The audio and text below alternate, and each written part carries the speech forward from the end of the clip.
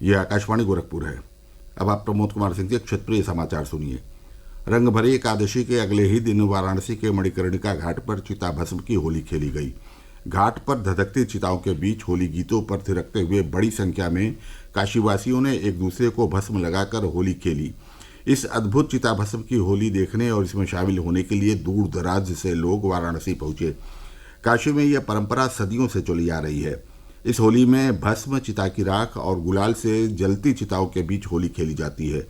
ये एक ऐसा दिन होता है जब महाश्मशान घाट पर गम के बीच उत्सव भी देखा जाता है। ये नज़ारा पूरी दुनिया में कहीं देखने और सुनने को नहीं मिलता। मणिकर्णिका घाट पर कुछ लोग भूत पिचाश का वेश धारण कर होली खेलते दिखाई पड़े तो कोई डमरुओं की नाद पर थिरक रहा था। किसी ने चेहरे पर राख मला तो कोई चिता भस्म से नहाया नजर आया। मशान होली 100 डमरुओं की निनाद के साथ शुरू हुई, जिसे देखने के लिए घाट पर लाखों की संख्या में लोग घाट पर जुटे रहे।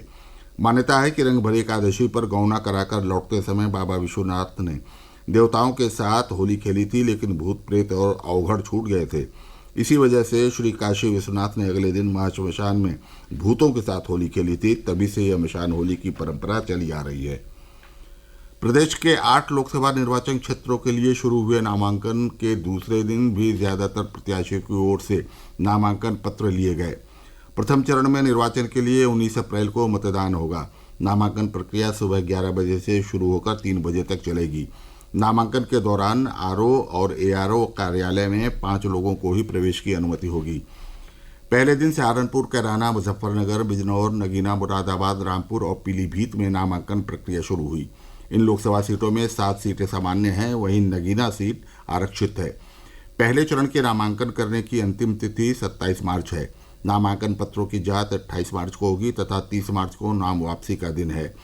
प्रथम चरण के 8 लोकसभा क्षेत्रों में 1,43,00,000 मतदाता हैं। इनमें 76,23,000 पुरुष व 67,14,000 महिला और 824 थर्ड जेंडर के मतदाता हैं। इस चरण में होने वाले मतदान के लिए कुल 7,000 से अधिक मतदान केंद्र तथा 14,842 मतदेय स्थल बनाए गए हैं। चुनाव में व्यय की अधिकतम सीमा प्रति प्रत्याशी 95 लाख निर्धारित की गई है। राम जन्मभूमि परिसर के भव्य मंदिर में विराजमान रामलला पहली बार होली खेलेंगे। इसके लिए भव्य आयोजन किया जा रहा है। रामलला कचनार के फूलों से बने प्राकृतिक गुलाल से होली खेलेंगे। पौराणिक ग्रंथों के आधार पर कचनार त्रेता युग में अवध का राज्य वृक्ष भी था। बदायूं में 2 सगे भाइयों की निर्मम हत्या के बाद फरार चल रहा दूसरा आरोपी जावेद भी आज बरेली के सैटेलाइट बस स्टैंड से गिरफ्तार कर लिया गया। जावेद हत्याकांड के बाद से दिल्ली में रह रहा था और बरेली में सरेंडर करने आया था।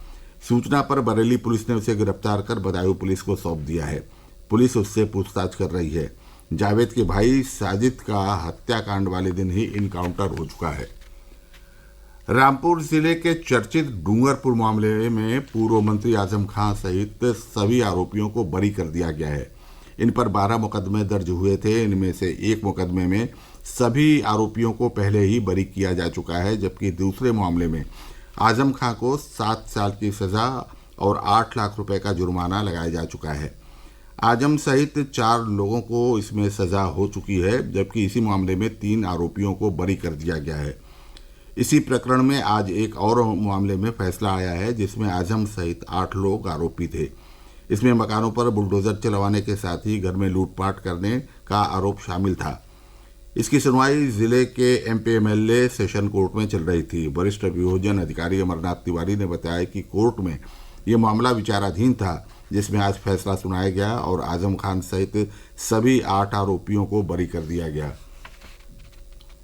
बुलंदशहर से भारतीय जनता पार्टी के सदर विधानसभा क्षेत्र से विधायक प्रदीप चौधरी को कोविड प्रोटोकॉल तथा आदर्श चुनाव संहिता का उल्लंघन करने के मामले में एमपीएमएलए की विशेष अदालत ने गैर जमानती वारंट जारी किया है।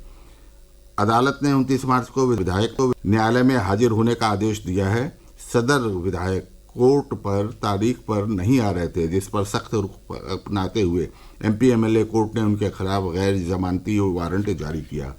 इसके साथ ही यह समाचार बुलेटिन समाप्त हुआ। नमस्कार।